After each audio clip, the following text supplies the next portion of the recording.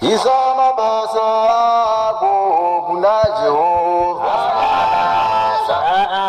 Wada kupindira zvisiri toda kutanga nekuva bvunza kuti ndivanani vasvike vachibvepi.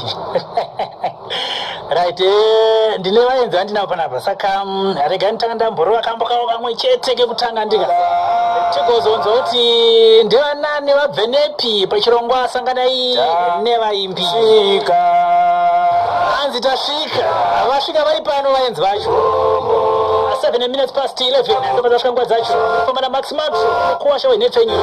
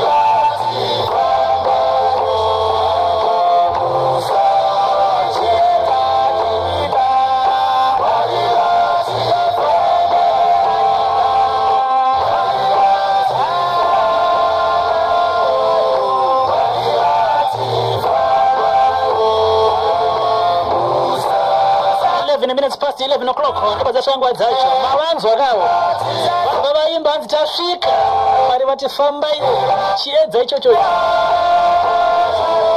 arega ndifambe navo vakomana vacho vari pano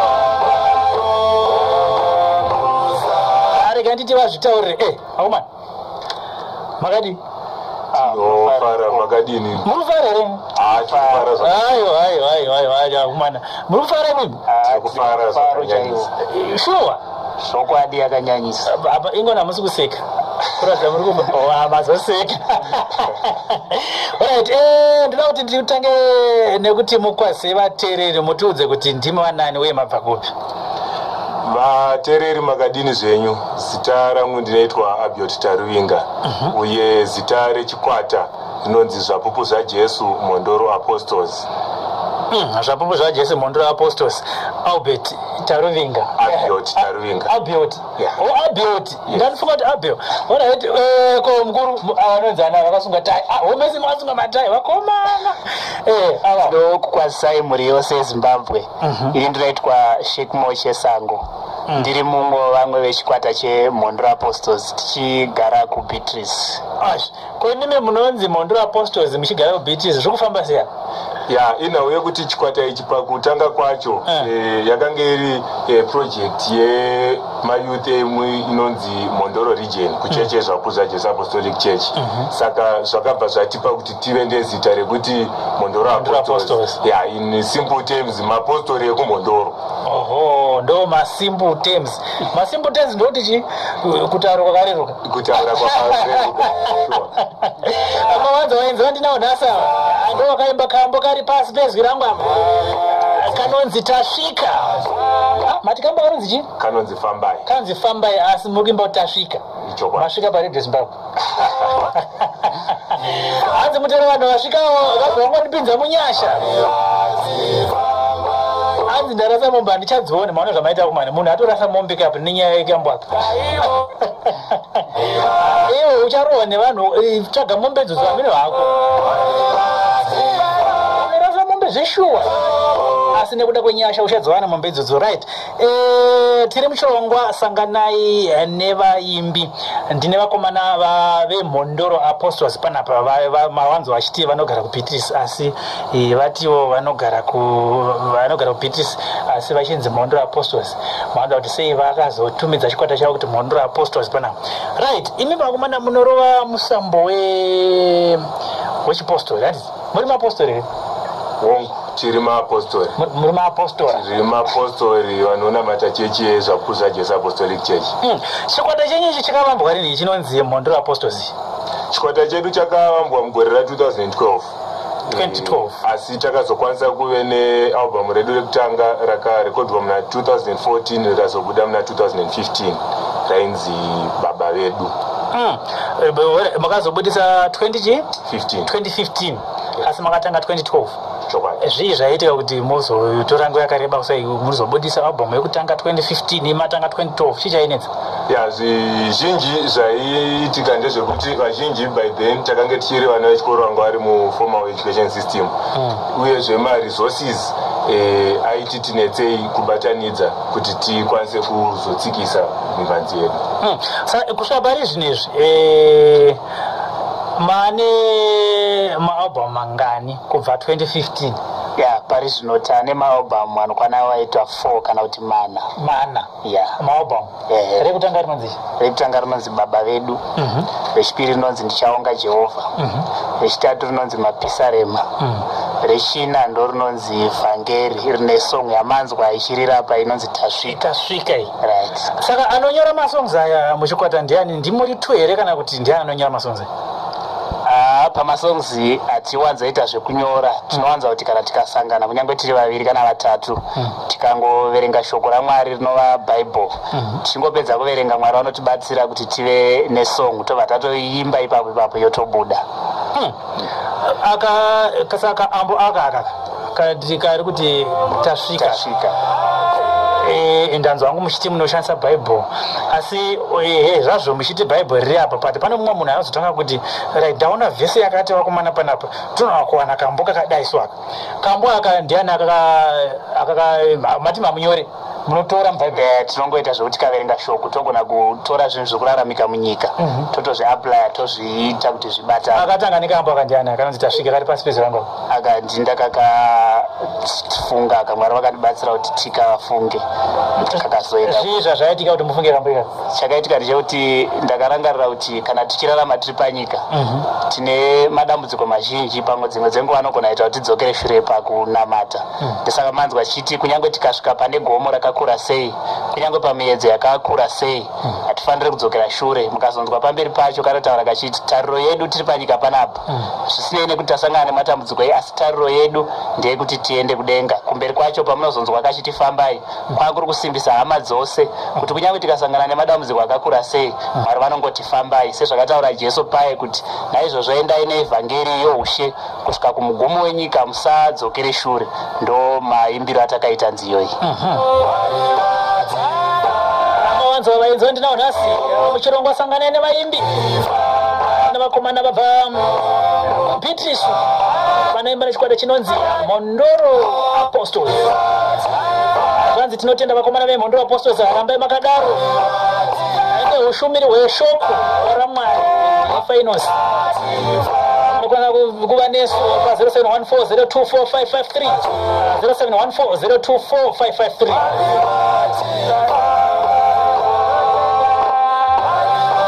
Cheche yangu iyoyo vana baba chirwa ngariende mberi vhangeri baba muza zvapupu zvaJesu Midlands.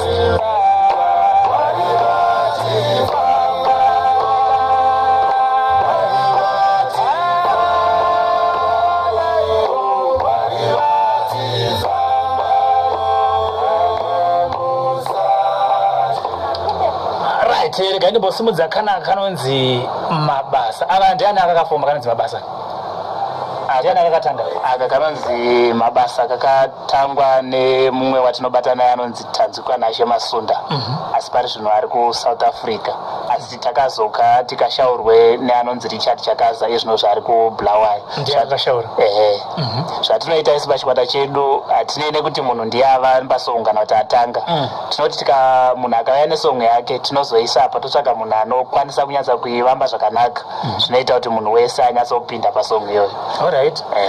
Imimi makamboimba navabati vaJehovha kana mushikwata menyu mune umwe akamboimba navabati vaJehovha? Hatina kubvira tambosangana navo kana kumboimba navo vabati vaJehovha. Asi mune kanhu kamunako kanongoendera navabati vaJehovha?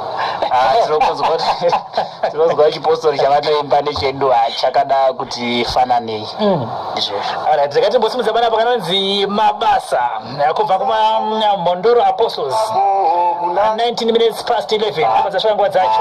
Iva inesu 0714024553 tiri muchirongwa sanganai nevaimbi.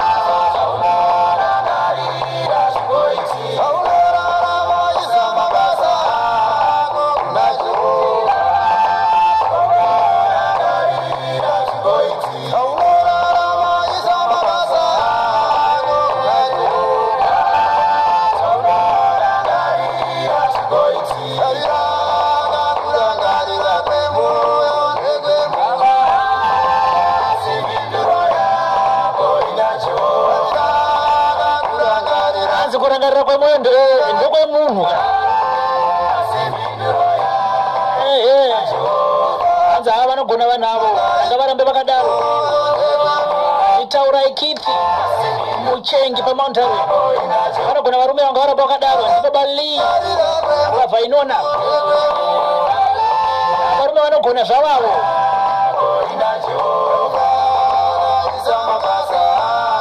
Andofunga vakabatana nevabati vaJehovha panenge pakaipa.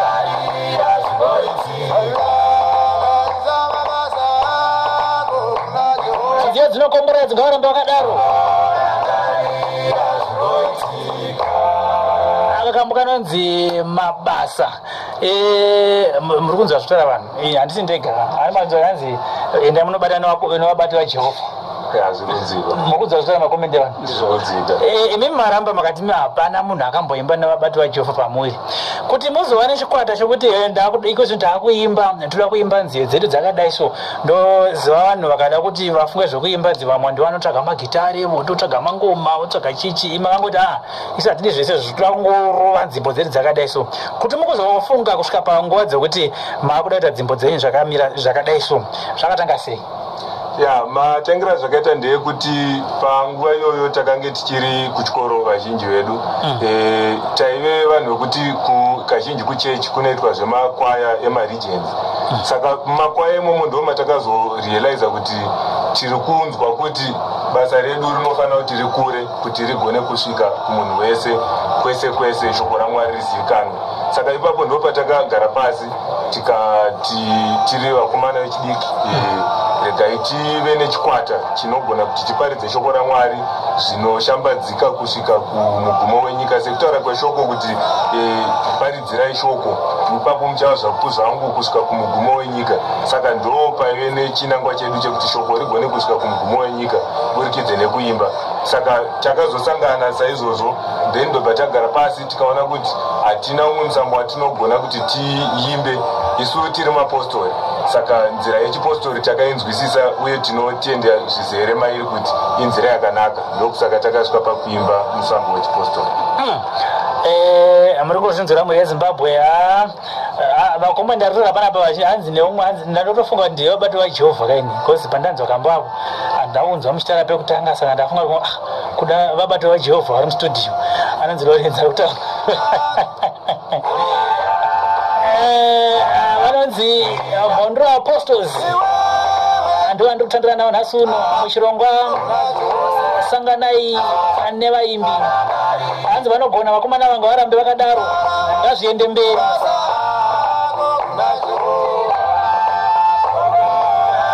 Mati mimi damba refu iri nderechina ndizvo iri rakabuda riri damba refu ndo yakwauri Shekmo? Damba refu iri rakabuda takarekodha gore rinori nefunga takazopedza kuita marekodings emasongs ese muna February. Asi tine mamwe masingle tracks atakazoita. Imwe yacho yatakaburitsa last week yatakaita featuring Pastor Vengere vatinonamata navo kuchechi kwedu inonzi Shendenzwe nekufara. Isong inozikanwa navanhu vese even yakaimbwa navanhu vazhinji asi isu takaimba nemumwe mutoo. Takazoita zvakare rimwe single track rinonzi Pakunamata ratiri kushuvira kuti nyika yose isangane nayo uye vagokomborerwa vagotsungirira pakunamata. Masingle track ese asati abuda hayo akatovapo akutotenderwa kuti munhu asangane navo. Atovapa kudhara? Atoripo ipapo. Atoripo. Perform music dzatikuridza. Mazvinzwira muri Zimbabwe. Saka vari kuendera mberi vakomana ava nakudambura mangoma. Hanzi vanogonesavo vandizvo pagomo chitekete kugoko. Vanogona vakomana avo ngazviende mberi. Vanogona varume avo unfortunate gunzvenzve atinotenda zvokuti dhu ndo wakauri Taruvinga Abiot andi ndagona kutaura ndizvozvo Abiot right. Abiot chikwata chenyu ichi chakamira sei? Chine vanhu vanga chikwata chenyu? Chikwata chedu ichi pari zvino chine vanhu 8 varume 8 then chine vasikana 4. Ndandakatobvunza kuti wati varume 8 hakuna vasikana kana madzimai? Madzimai 4? Yeah. varume 8 chokwadi kose vadzimai vari vashoma ndo zvazvingoti ndo kushedzwa kwatakaitwa nakona Mwari kushedzwa kunosiyana chokwadi. Alright, madzimai vakamira sei vechikwata zichida vamwe vangadotoziva kuti ndavanani vari muchikwata ichochichi ndivanani vari muchikwata chinonzi chiMhondoro Apostles chikwata cheMhondoro Apostles sezvambotaurwa kuti chine varume vanokwana ivo 8 vasikana vatotara nezvavava vazhinji vacho vakakurira kuBeatrice tina anonzi Sister Comfort Chehore koita anonzi Abigail Taruinga koita anonzi More Blessing Stole koita anonzi Alice Taruinga ndo vasikana vatinavo. Vasikana ava tinowanza kushanda navo patinoenda even kuma live shows vanenge vachitamba inonzi Beria iye kana kuimba tine imwe song yatakaimba navo zvakare papa inonzi Pakunamata asi havamirire kutamba beds vanoimba zvakanyanyisa vasikana ivava saka tinoshanda navo nguva zhinji. Alright, imimi muchikwata chenyichi munomboita here live shows kana munoko munomboshedzwa here muchimbonozoimbira vanhu dzimwe dzichida vanhu izvi zvakateerera anenge kuti chikwata chitoo chombochida kuti chimboimba pafunction anichazoita munekwa mukamboimba here sofa kumafunctions? Ichokwadi tinoimba kumafunctions akasiyana-siyana. Taiwanzoimba pafunction ye-prisons and correctional services yaiwanzoitirwa muGwanzura before COVID era. Then tine mashows mazhinji ataiwanzoita especially muno muHarare uye kutaura kuno mangwana tine show kuBulawayo yatinayo yachange tichiridza zvakare tiri ikoko. Muri ngozvinzira muri yeZimbabwe ndinoda kuti ndimboenda pamamessage ari kuuya paWhatsApp munogona kutumira message yenyu pa 0714024553 0714024553.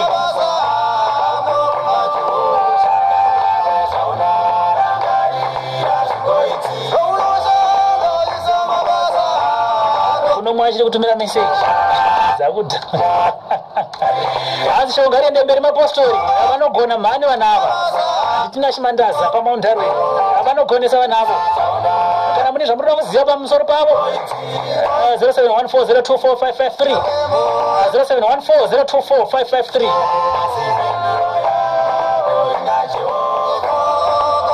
Pane kamhuka kanonzi kaika kevanhu vanoita zvekubanziwa kaikai vachitengesa nehweseri munokaziva ichokwadi kamhuka ika kari kumbokuafekta here kana kuti munotozvifarira zvezvo zvinoita vamwe vanhu vaunzi vanobanziwa dzevamwe vachitanga kubhena vachitengesa mutauni dzimwe zvamusingaziva imimi? Kutaura chokwadi panguva ino isusu tiri chikwata chichiri kusumuka kamuka kanonzi piracy apo pari zvino izvi kwatiri kanogona kunge kakatinakira sokuti kanoita kuti basa redu rigone kufamba nekukurumidza tichienda nekudzimwe nzvimbo dzatisingafe takakwanisa kutosvika isu tichipresenta music iyoyi especially vaya vanongoendesa zvakadaro semawiro azvaita. Ndofunga mhuka yatingati inorwarisa kana kuti inogona kutadza basa kuenda mberi ndiye vanozotora nziyo dzevamwe dzinenge dzakatoitwa vobva vadzigadzira neumwe mutoo vochizodziita dzavo zvino mwezi basa richingoenda riri sezvariri semawiro arakaita kwatiri pari zvino hatina dambudziko nazvo. Saka mutoona kuti piracy kwamuri haya zvekuti ndokuti mutofamba ichokwadi mavanzi hanzi handoda kuuya kunoimba navo big time vanogona mhani ndipauline pahillside kune mumwe aruda kuuya kuchikwata mamunzi tamunzi ada kuimba nemi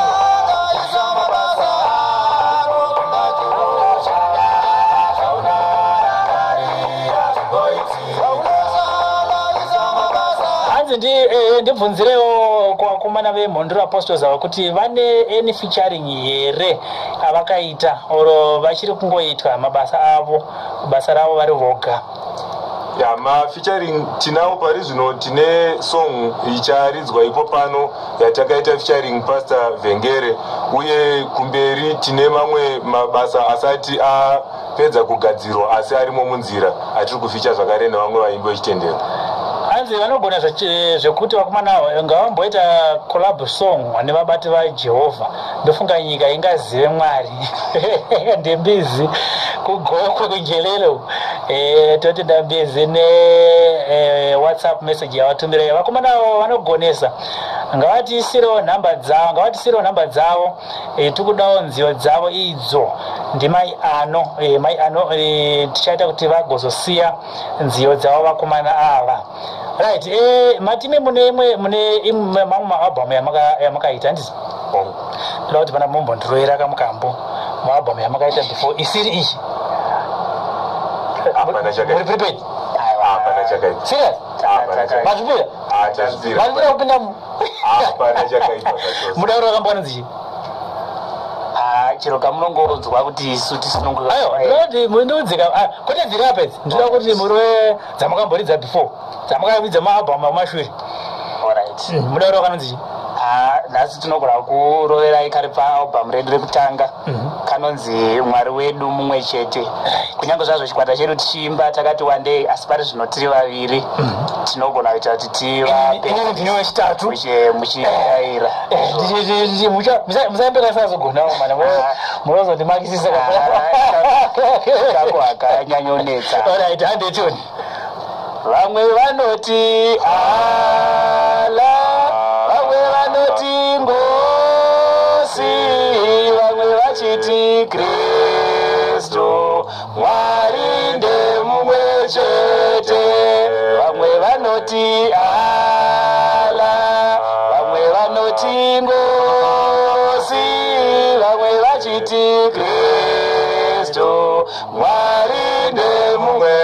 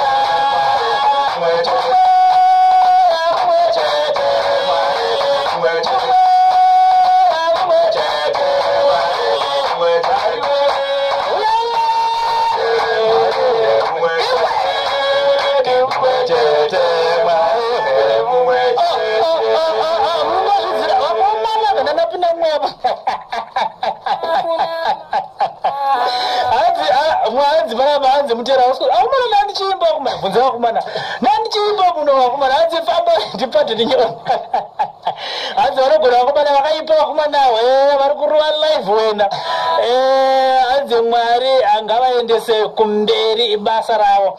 Yaite bazvinzwira vakomana vari kurova pano ndivo vari kuimba zveshuwa ndandofanira panguda murunyepera kuti mauya nealbum yamusina kuchimbemerera imbona vabati vaJehovha kati vaimbona muwana. Asi mazvinzwa panapa rikani mbosimudza kambo kanonzi pakunamata.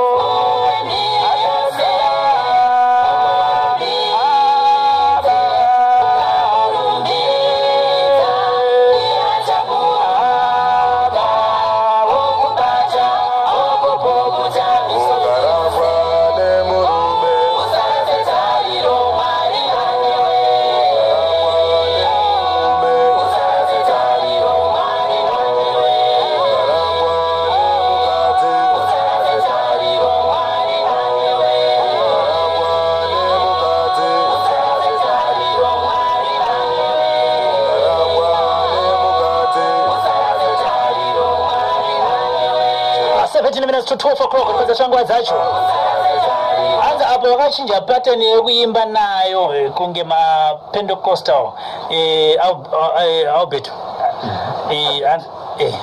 Abiot. Yes. Stella kwe.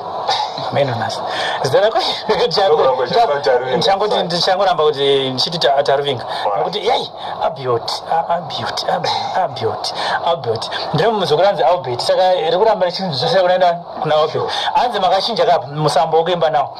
Zvii zvakaita kuti muchinje musambo. Ya, zvinoitika ndezvekuti shoko iri of course tiri mapostori uye riri kubva paorigin yechipostori asi shoko raMwari harina munhu warinosiya kunze. Shoko raMwari rinofanira kuti riende kumunhu wese, rakagadzirwa zvinotambirika nemunhu wese. Saka saizvozvo raifanira kuti riende rine mumwe mutoo wekuti rinokwanisa kusvika. Ndanzwa vati vakaima kumapentakostal, even kupentakostal chechi rinofanira kuti shoko iro risvike, riparidzwe, riimbwe saizvariri. Mazvinzira hanzi kunyangwe tiri mapostori tinombopindawo mune dzimwe dzimbo idzi tigoona kuti shoko ro rasvike here muvanhu. Ndanzwa apa iko zvinhu zvanga pachishaurwa kana kuti pamba chivambwa neizwi rechidzimai. Ndiani akashaura kamba? Anonzi Alistair Ruinga. Alistair Ruinga. Akakura sei Alistair Ruinga? Alistair Ruinga pari zvino achiri mudiki ane 17 years muform 6 pari zvino izvi. Form 6? Akatanga kuimba rini munhu? Akangokura ari munhu anoimba asi akazotanga kujoina zvikwata zvinoimba zviri serious apa 12 years. 12 years? Akutanga kutoimba? Chokwadi. Mungozinzwa muri Zimbabwe vakomana vabva ku Mhondoro Apostles vandinawo panapa vakamirira Mhondoro Apostles. Mati muchikwata ichi nevakomana 8 ndizvo? Nemadzimai vangani? 4. Right, kura kuti muri vangani 12. Sure. Ndizvo? Hanzi vanoimba vanhu avo ndatopinda munyasha asi pavaimba sema 7th day ndizvozvo ndozvavataura kuti vanoda kuti shoko risvike kuno munhu wese maid mazvinzwira nditi vanogona shoko ngariende mberi tisunungurwe. Ndaitirwa zvakanaka nekuti kurangarira kwemoyo anonzi Mona Lisa kuti vazive kuti imimi kana vachida kukubatai dzimwe dzenguva vada kukushedzai kuma live shows, kana dzimwe dzenguva vanoda kukushedzai kana vakaita muchato pamwe vaita function mavari kuda kuita vada kuti vakutsvagei vanokubata ipapi mukomataruvinga. Nhamba dzefoni dzinoti idzo 0778 420 426 kana kuti 0778 095 988 0778 420 426 kana kuti chi 0778 095 988. Right, mawanzwa hanzi munobata pa 0778 420 426 kana pa 0778 09. Zvakare vanogona kutowana pamasocial media platforms akafanana neFacebook vakanyorawo kuti Mhondoro Apostles vanosangana nemapeji edu ikoko uye paYouTube vakanyora zvakare kuti Mhondoro Apostles vanosangana nechannel yedu. Saka muripo pamasocial media muri kurowa masocial media imomo. Nziyo dzaidzorera here paYouTube apa izvi? Ya pamaYouTube nziyo dzedu dzinorira asi dambudziko nderekuti following yedu ichiri ishoma. Vanhu vazhinji maybe nawo yekuti havasati vanyanyisa kutiziva. Asi dziripo. Yedu yese kubva pane yekutanga iripo paYouTube. Saka tikaenda paYouTube tida kuona dzedzei tinodziona dziri ti. Ichokwadi munodziona dziripo ipapo. Ndanzwa muchiti mukatobuda munoma kutonanga kubulawayo. Ichokwadi. Makati musachii kubulawayo. Kubulawayo uku tinovimbisa kuti kuchave nekufara nekupembera tichirumbidza Mwari wedu nemutoo wekuimba uye vose vakasununguka kwanza kusvika kubulawayo svikai tibatire pamwe chete nekufara tichirumbidza Mwari wedu nenzira yekuimba. Hanzi vanogona vakomana hanzi ndambonzi nini hanzi wanga usingaimbe patachimba nasingaimbe nai hamanga muchimba inga mama mchitofapa vanhu vanga usingazwa vakomana vanhu vamunzwa umwana vanhu munzwe voice renyasha rarichipinda mukati mevakomana varichiimba ndandobuda ziya muno rikanzi vakomana hanzi zvino pamunobuda ziya ne1 minute takaenda kushow inoda usiku hwese ayo ziya rinobuda ropera animaona saka ndendatobvo hanzi sevasingati haka yakaitwa nadj haka ndandichirowa handi mazinzo murezi mabvo ndandichirowa handinachirova haka dzadzitwa dzedzezi ndichitifamba naro hamuna kunzwa ima todzokorodza ndiasimudze maoko ndidzokorodza yanzi Mhondoro Apostles vanoimba zvinotapira matipinza munyasha rambai makadaro musazoparadza chikwata nekuda kweukuru Aaron Bongeni right pane nekuda kweukuru munoziva pane zvikwata zvizhinji zvakaparara nenyaya yeukuru uye nenyaya yemari. Imeme chikwata chenyu chine munhu anotungamira here wamunoti uyu ndiye mukuru wedu 1 kana kuti munhu wese mukuru pachikwata? Pachikwata chedu tose tinotorana takainza tinotungamirwa nekomiti yatinosarudza after a certain period yekuti irane inenge itungamirwa nachairman uye inenge ine mastructures ese anowanika mumakomiti kuzopedzisira nestructure yemutauriri watinoti spokesperson. Saka panhau yeukuru tinoita zvekuvhota togadzira komiti yedu yechikwata period yayo kana yakwana torinyiwa zvichidaro kuitira kuti zvinhu zvese zvirambe zvakarongeka saizvozvo. Saka kubva pamakatanga sofa kubva pakutanga kana kuti pane mumwe akatobuda kare muchikwata? Pari zvino kubva patatatanga hapana ati abuda muchikwata kana zvichikarongeka. Chingangoitika ndechekuti maybe makomitments emunhu anogona kuwanda sevamwe pari zvino izvi vakabuda vachinotsvagawo zvavakanotsvagawo kunze kwenyika. Ivavo vanenge vasiri kukwanisa chete kuti vange varipo pamaprojects atinenge tichiita asi pari zvino hatisati tarasikirwa kana nemumwe chete pachikwata. Hanzi kutanga nhasi ndakutofolowa Mhondoro Apostles ndilove more vambe patenward zvakanaka izvozvo Mhondoro love more ramba uchitofolowa Mhondoro vanzi vanorova vakomana ini ndakutoenda nawo ipapa ndichitobuda munomuka nditopedza basa na 12 kati akutoenda kubulawayo mukatonditsvaka kubulawayo muchana nditori t nevakomana ndichitorova chibasa vanhu vanogona vakazoende mberi wega varamba vakadaro ramangwana ravo rakajeka kingdom gombakomba kwamarange uko hanzi magona kurova haka yacho mukuwasha tokudai kuchecho yaendi mafinzo uyu ndiye munhu handinzwa ndichirova haka hanzi magona kurova haka mukuwasha saka tokuda kuchecha handikutoa kuchechi ko handiti ndenitoripo pa tichitorowa chini haka iyoyo hanzi vanokwatura zvenyasha nyangwe yekuchechi alright munhu ari kutaurawo makomendi zvakare ndofunga pana makomendi andada kutsvage mubvunzo asi handisi kuona mubvunzo paya ndikuona makomendi ekuti vakomana vanogona vakomana vangaramba vakadaro vanorova ende zveshuwa vanorova tinoshuvira kuti chikwata chicharamba chakadii chakabatana zvasikaita ichocho handidya musaparadzane nekuda kweukuru kana nekuda kwemari zvambotaura neumwe ataura panapo.